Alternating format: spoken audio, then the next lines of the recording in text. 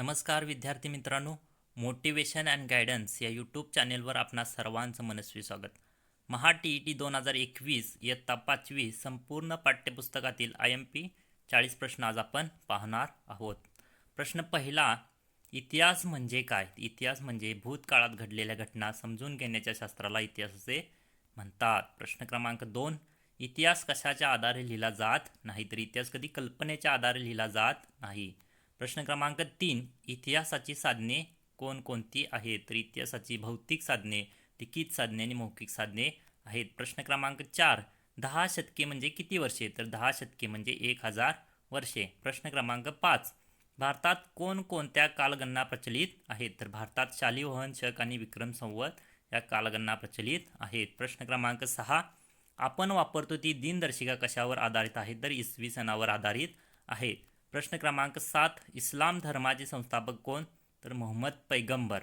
प्रश्न क्रमांक 8, भारतातील पारशी समाज उपयोगात आणत असलेल्या कालगणनेच्या पद्धतीला काय म्हणतात, तर शहेनशाही कालगणना पद्धती म्हणतात. प्रश्न क्रमांक 9, कालमापनाच्या वैज्ञानिक पद्धती कोणत्या, तर कालमापनाच्या वैज्ञानिक पद्धती कार्बन 14, काष्ठवलय विश्लेषण.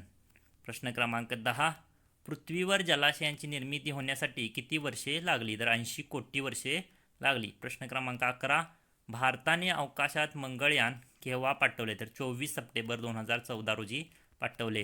प्रश्न क्रमांक 12, उत्क्रांती म्हणजे काय, तर उत्क्रांती म्हणजे सतत आणि संथ वेगाने होणारा विकास होय. प्रश्न क्रमांक 14, उत्क्रांतीची संकल्पना प्रथम कोणी मांडली, तर चार्ल्स डार्विन यांनी मांडली. प्रश्न क्रमांक 15, प्राण्यांच्या उत्क्रांतीचे टप्पे कोणते, तर अपृष्ठवंशीय प्राणी आणि पृष्ठवंशीय प्राणी होय. प्रश्न क्रमांक 15, सस्तन प्राणी असून अंडी घालणारे प्राणी कोणते, तर बदक, चोचा आणि मुंगी खाऊ.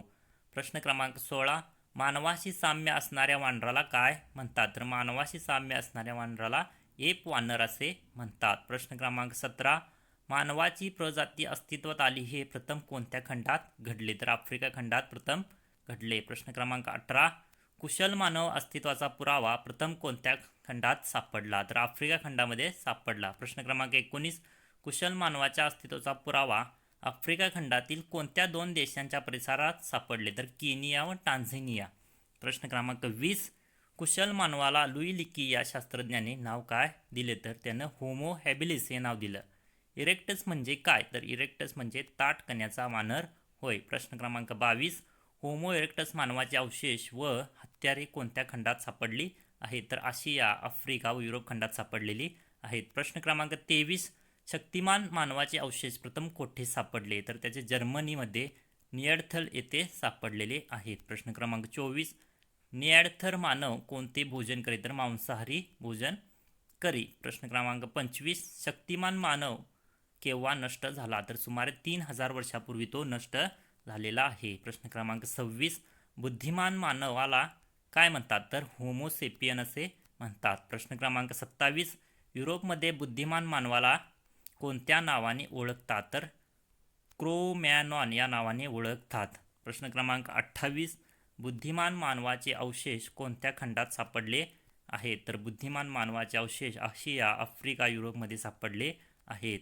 प्रश्न क्रमांक 29, अनुवंशिकतेचा अभ्यास करणाऱ्या शास्त्राला काय म्हणतात, तर जनुक शास्त्र असे म्हणतात. प्रश्न क्रमांक 30, कोणत्या कालखंडात आधुनिक मानवाने पशुपालन व शेतीचे तंत्र विकसित केले, तर इसवी सन पूर्व 11,000 ते इसवी सन पूर्व 10,000 मध्ये केले. प्रश्न क्रमांक 31, पुराश्म युगात कोणते तंत्र वापरत असत, तर माणूस आघात तंत्र वापरत असे. प्रश्न क्रमांक 32, पुराश्मयुगीन हत्याराचे अवशेष भारतात कोठे सापडले आहेत, तर काश्मीरपासून तमिळनाडूपर्यंत सापडलेले आहेत. प्रश्न क्रमांक 33, अश्मीभूत कवटी व खांद्याचे हाड कोठे सापडलेले आहे, तर नर्मदा नदीच्या काठावर हातनोरा या ठिकाणी गावच्या परिसरात सापडलेले आहेत. प्रश्न क्रमांक 34, महाराष्ट्रातील पुराश्मयुगीन कोणती स्थळे प्रसिद्ध आहेत, तर गंगापूर व नेवासा ही स्थळे प्रसिद्ध आहेत. प्रश्न क्रमांक 35, गंगापूर कोणत्या नदीच्या काठी आहे, तर गोदावरी नदीच्या काठी आहे. प्रश्न क्रमांक 36,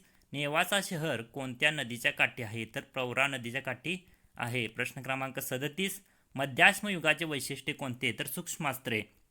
प्रश्न क्रमांक 38, शेतीचे 11,000 वर्षापूर्वीचे अवशेष कोठे सापडले आहेत, तर इस्रायल व इराकमध्ये सापडलेले आहेत. प्रश्न क्रमांक 39, त्रियुग पद्धती कोणी अंमलात आणली? तर ख्रिश्चन थॉम्सन यांनी आणली. प्रश्न क्रमांक 40, भारतात मध्यमयुगीन अवशेष कोठे सापडलेले आहेत? तर बागेर, भीमाबेटका, लंगनाज, पाटणे या ठिकाणी सापडलेले आहेत. मित्रांनो, व्हिडिओ कसा वाटला हे कमेंट करून नक्की सांगा. व्हिडिओ लाईक करा, चॅनलला सबस्क्राईब करा आणि व्हिडिओ जास्तीत जास्त आपल्या मित्रांना शेअर